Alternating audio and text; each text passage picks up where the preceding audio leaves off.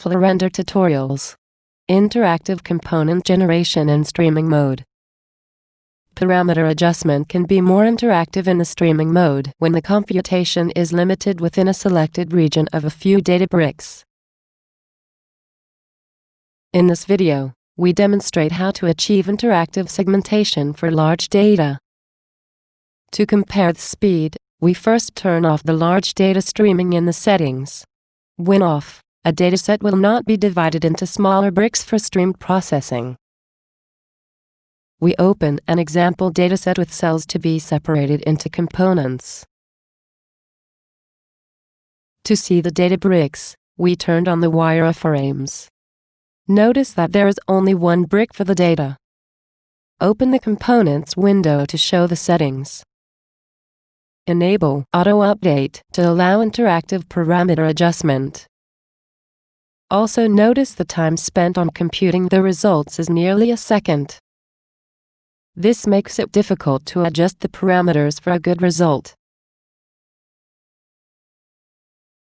Therefore, we want to make adjustment of a subset in the streaming mode.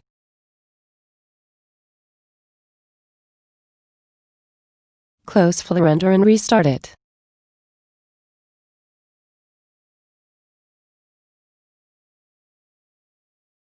Open the setting window and enable large data streaming. In the settings, set large data size to 0 and brick size 64. The settings let FluoRender divide dataset of any size into bricks every 64 voxels. We load the example dataset again. Notice that the wireframes show the data being divided into multiple bricks. Open the Component window. We want to use the paintbrush to select a portion within a brick.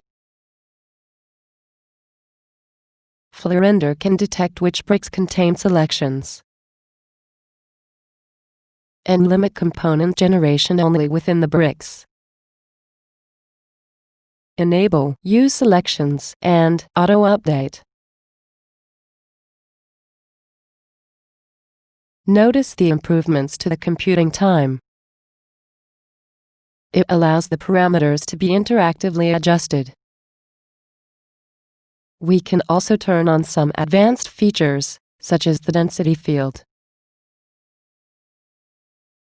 Working on a subset of the data enables rapid parameter tuning. Once an acceptable setting is determined, it can be applied to the entire dataset.